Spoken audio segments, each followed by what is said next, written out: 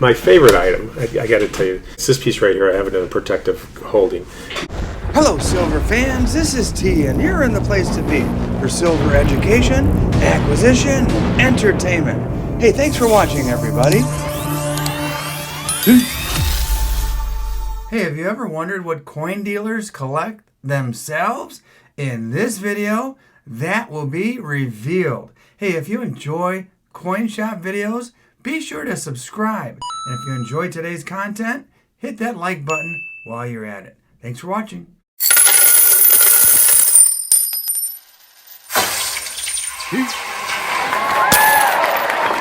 Okay, Andy, nice to see you again. Oh, thank you for coming back. Oh, my pleasure, my pleasure. And I'm sure my audience is dying to know what was the resolution regarding that case that you told me about last summer. But before we get to that, and I can't wait to hear about that, this is my first time kind of really showing off your shop and talking to you about coin collecting and bullion in general. Let's start by having you maybe tell the audience how long you've been in the business. Well, I've been a professional dealer for, this is my 25th year. Okay. I went to college, got a degree, worked in my field for 6 years, didn't really enjoy it, was doing shows part-time, had a chance to take a job with a coin dealer in Chicago full-time, and after 4 years in 3 coin shops, I went on my own. And have you always been into coins as a kid? Yeah, or, I was 8 years old. I started collecting coins. My dad gave me his Indian pennies, and I started collecting week pennies. My sister collected stamps. So luckily, I got the coins instead of the stamps. And I've always liked coins. And how about the bullion? I think a fair amount of your business is bullion these days? Yeah, you know, we have, when you show the video of the store, you'll see we have a TV screen where we put all our bullion prices right up on the TV. So I really like that touch. We like it that everyone has confidence that when they come in, they're getting the best price. Mm-hmm. They can see if there's a volume discount, and we don't look in and say, oh, this guy drove up in a Mercedes, let's charge him a little extra. Yeah. So, you know, we try to be as transparent as possible and be fair to everybody. So you've been in the coin business 25 years. Tell me a little bit about what you've seen over those years as far as trends, changes, the direction that coin collecting is going in now. Well, when I got started, it was 1995, 1996 area, when I was just part-time. And I still remember going to a St. Louis show at the old Henry VIII Motel out by the airport. Mm-hmm. And it was at one of the worst times in the coin market, 1996, I believe. Mm-hmm. And you walk around and you ask dealers if they want to look at your box of coins, and they just tell you, no. I did have one guy, I still remember, said, yeah, you got any 93S Morgans or 94P Morgans at half a bid? Wow. I said, no, I don't. They go, no, we don't want to look. Uh-huh. And that was kind of the attitude for a while. It was really a tough market to get started, and what do you attribute that to? And is that a normal cycle, ebbs and flows? Yeah, those gold and silver were way down, and there wasn't a lot of interest in coins. We didn't have much inflation. That was during Clinton's time. Mm-hmm. As far as coin collecting right now, end of 2023, what's the market like right now as far as coin collecting specifically? A lot of the retail dealers I talk to, because I do quite a bit of wholesale business. I travel around and I'm in a lot of shops every year, and I buy excess coins from dealers that I know, and I take them to shows and sell them to dealers who don't have time to go to shops. And a lot of the guys sell on eBay, they sell in their shop, they sell through other avenues, auctions, whatnot, things like that.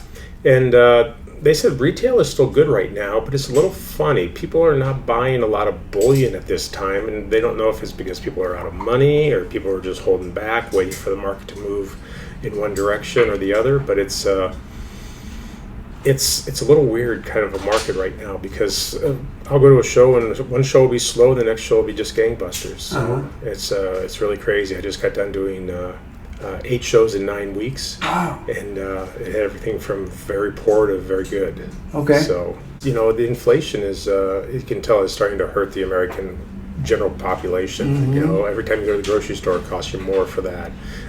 Gas is finally starting to come down just a little bit this winter, but it's not coming down as much as people had thought it would. But it seems that people are spending a lot more money just in their daily lives, day to day, and coin collecting is something that takes a back seat when it's a matter of, do you put food on the table, or or you buy something for your hobby.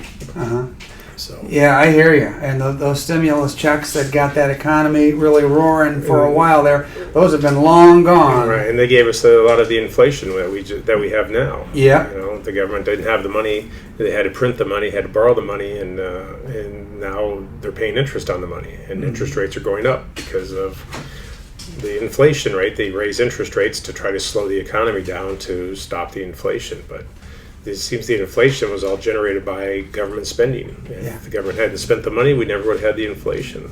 Yeah. So It's, laugh now, cry later. right, right. Is what we experienced over the last couple of years. And now people are crying, and understandably so. You have some stuff laid out in front of you there, Right. and my audience happens to be educated on exonumia. Right. And I was interested to find out just a moment ago that's one of your areas that you're interested in. Right. I mean, I started off collecting when I was 12 years old. I decided I wanted to put together a set of barber quarters. It took me until I was 16, and I never got the 3 keys. And the best coin I ever got was 19010 in VF. But most of it was I was picking them out of the silver bucket at anywhere from $3 to $10 a piece. Okay. And when I got out of college, I dabbled a little bit in buying some things. I put together a couple little hoards. I had 18 of the 39.0 Obverse Mint Mark bust halves. Wow. I thought I'd do a big hoard of those, and then I found out Breen knew of 3 hoards of 100 pieces or more of each one, and I thought I'll never get there. Okay. And but I looked at some things that I liked, and I bought what I liked. But eventually I realized that I could not really collect coins per se, because that's what I was dealing in. Yeah. It's kind of like dealing in what your livelihood is. Right. And I started looking at other things that were oddities. And I brought some stuff here to show you. So Yeah. Let's go ahead and I'll show you some pieces right now. Oh, here. absolutely. One of the things I like is silver. Silver pots and pans, silver plates that were made with the addition of silver coins. Wow. That's incredible. Talk about craftsmanship there. Right. And let's see, where is this from? Well, the coins. 1888, I see right there in the center there. Yeah, so most of this was done in the 19 teens and 20s. These are some Spanish coins here. Okay. And so a person could have been of Spanish descent and wanted something with that. But it's like you got some 2 escudos and 1 escudos coins here. But mostly it looks to be from the 1880s. 1853, 1860. 1841. So there's different rulers. They would take the coins and they would put them into here. And then and this one has Polish coins on it. yeah, that one I bought from a friend who didn't realize the coins were from Poland. My wife is Polish, and we collect Polish coins. And I'm glad he didn't know that, or else he would have charged me about 3 times as much for that. Yeah, he would have got I had to pay. But it was very nice. Those are 3 grosz, which is it was a popular coin in the 1500s. Poland was a rich country. They had a lot of silver and gold because they had a salt mine, and salt was the only way to preserve food at the time. Wow. And so the king was in charge. The king owned the salt mine, and as a result, they made lots of money. Yeah. It's a beautiful, beautiful goblet. Yeah. So Polish the coins are from the 1500s. You think Right. this was Yep. actually assembled and quite a few years later than that? Yeah. Most of the time, most of this stuff, this became very, very popular during the Victorian era and after the Victorian era. Okay. In fact, I've had serving trays, large serving trays that had many, many coins in it, dozens of coins in it. Here's another wonderful bowl. Yeah. Probably a candy dish, or this has silver dollar size coins. It looks like there's a 5 franc and a 5 lira, a German 5 mark. Again, 1800s, 1883 here, and 1 peso. Oh, Libertad. Wow, look at that. Here's a creamer dish. Oh, wow. And it has a real nice patina to it. Yeah, it does. That's pretty. And Got a little hallmark or that stamp. one has a nice trade dollar on it. Oh, look at that, 1876. That is cool. Look at that. Yeah, I learned from, the whole concept of exonumia from my buddy Russ up at Harlan J. Burke. And You know what? It really does intrigue me, and it's Every piece is different. Yeah. You're never going to find two of the same. Like here's a cake server There you go. from Russian coins from the early part of the 20th century. Use this for Thanksgiving. We're planning on it. Yes. That's funny. That is crazy that somebody would take the time to make something like that, but now it's a work of art. And then we have something to hear. I'm not going to tell anyone what it is. I'm going to let people guess, and in the comments, you can tell them later if they're correct or not. This has two Swiss coins with little balls underneath it. Yeah. It's like a barbell for a doll set, but it actually has a functional purpose, and we're not going to tell you. You're going to have to read in the comments for that one. All right. Yeah, I look forward to seeing what guesses come about. I have no idea. I'm not even ready to make a guess. I'll have to see what everybody else guesses.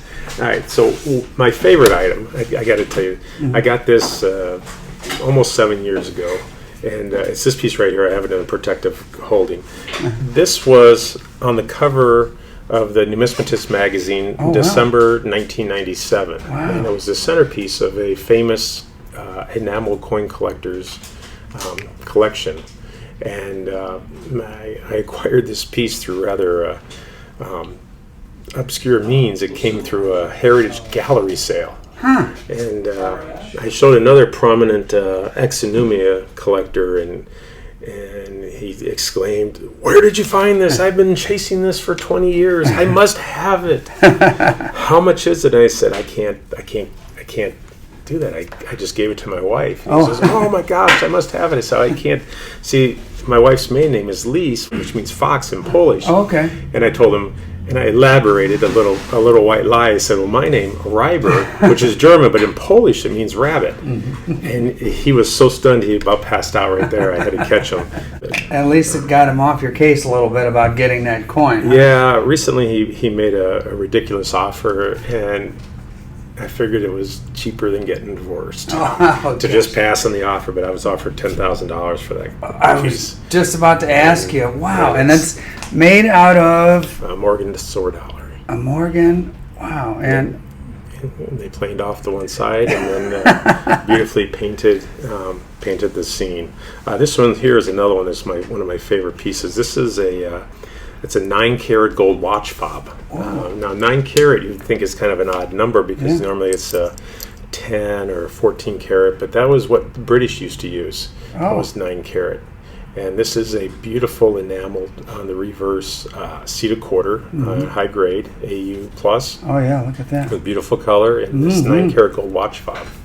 Where do you find the majority of your things? Do they walk in the door? No, or other collectors already have them, and most of the time you have to almost wait for someone to die because people just love this stuff and they just will not sell it. I mean, there was a famous collector out of Milwaukee, Wisconsin, who collected potty dollars. It was the trade dollars. They would take and carve the trade dollars to where Miss Liberty was sitting on a chamber pot. And he was a big collector of those, and he had, I think, 350 pieces in his collection. He collected so many of them that people almost forgot what they were. Oh my goodness! But it was a wonderful collection. Unfortunately, he passed away, and it came back out. But now it came out. Hundreds more people can own pieces. So that's wild. Yeah. I'm going to show you another piece here. This is a piece that you would use every day. This is a tea strainer. Oh. So you would put your tea leaves into the cup there, and you would dip that in your water, and you would strain it has a coin at the end of it. Yeah. Is that a Spanish coin? Nope, that's Queen Victoria. That's a British coin. Oh, it is. Okay. Huh. Oh, I should have. Duh. It's a tea strainer, so. You buy for what you think is a fair price. Sure. You know? And it's just hard to, it's kind of a gut check. There is no gray sheet on this. There's no price guide on this stuff. It's just a gut check as to, what do I think it's worth? And, sometimes, there's a time to buy. Sometimes there's a time to hold. And sometimes there's a time to sell. Yeah. And the trick is kind of knowing which is which. I like that term you use because I've been there in that position where I've seen something and I just have to ask myself, do I want this or not? Mm-hmm. Who cares what, I was in a shop, quote-unquote value is. I was in a shop in Indianapolis 2 months ago, and I was looking through their inventory, and I'm going through some slabs, and I pull out a slab, and I was like, wow. Oh, now I have to buy the coin. Yeah. I mean, it was a double-struck Lincoln cent that was rotated 90 degrees in collar. Huh. And it was in a PCGS holder, so it was obviously genuine. It had 2 dates, Mm-hmm. and it was very, very neat. And it's like, I'm like, I got to buy this. I just hope he doesn't charge me too much, you know. But I bought it, and I held it for a month, and somebody fell in love with it, and it's in a good home now. There you go. Made you an offer you couldn't refuse, huh? Yeah. I'm going to have to pan down for these because... This over here, let's start with this piece here. Yeah. This is one of my favorite pieces. I've picked this up. This is dollhouse furniture made from German coins. These are German 1 mark coins, and this is a German 3 mark coin here in the middle. That's the table, and you got a nice little couch here and 3 little chairs. Huh. And all those copper pieces over there? I mean... So this is really neat. This is the most recent edition, and it came with a letter dated October 26, 1938 from the Ohio Penitentiary in Columbus, and it says, Dear Sir, we are mailing you under separate cover 4 of the copper kettles, which I would think are like these little copper kettles here, that are made from Lincoln pennies. And you can most easily see it on the back here, where you can see them. Oh, yeah. Uh-huh. And the Numismatic Scrapbook, which was a major publication in 1938, was in error if they had an ad in their publication that these kettles were made here for sale. Such a statement was not authorized by us, and we could not mail out any more. Just a few of our inmates make them for souvenirs. So people in jail made everything here. There's a bed warmer. Most people don't even know what a bed warmer is. Yeah, that's true. They would heat it up in the fire and then put it in between the sheets to warm things up. This is a nice soup pot here with a nice British penny top to it. Here's another tea kettle with a removable lid on it. That is so intricate, just incredible. Right. And somebody with plenty of time in their hands and nothing to do. You know, we got some frying pans here. These are fairly new. These are from 1963, so these were not the original ones that were originally made in the letter. But this was all part of a collection that came out of Chicago that I bought out of an auction in Pennsylvania. Well, speaking of jailbirds, let's go back to our original conversation. For those of you who are watching and aren't familiar with what happened, at a coin show, an individual stole not only from Andy but other dealers at this coin show. If anybody wants to watch that video, I'll put a link in the upper corner so they can click on that and see exactly what we're talking about. But without getting into that entire story, Andy, what happened to that individual? Well, after 7 days in jail, he hired an attorney who got his bond reduced from $50,000 to $10,000, and since that time he's been back in court 3 times. The most recent one, he's been charged with 3 Class D felonies in the state of Missouri, and he's now going to circuit court, which is basically criminal court. And so hopefully they keep dragging it along, and his lawyer fees go up and up and up, because I know he was there to hurt people and steal from them, and we'll see what happens in the end. What's your gut feeling? Do you think that he'll get some actual real jail time, or? I really hope so. I think because of the amount of money that was stolen and he was caught with red-handed, I think he will get some jail time. I've filled out a form so I can go there and make a victim's impact statement to the court at his sentencing. So I'm hoping to be able to do that. Well, since it's not totally resolved yet, we'll have to come back and get an update later on when the whole thing is all over and done with, and hopefully he does get a punishment that fits the crime. Mm-hmm. Well, hey, Andy, I really appreciate the time. You've shown me some really cool things. I think my viewers will appreciate having seen the neat exonumia that you had to show us, and thanks for the time, buddy. Thank you very much. Hey, special thank you to these channel members who support my efforts to bring you videos like this one. If you'd like to become a channel member, just hit join. And thank you for watching. Now let me show you what I purchased over at ARI from Andy. You guys know I love the vintage. Check these out. A-marks from the 80s. Pretty cool. If you'd like to see another coin shop video, Choose one of the selections on your screen right now.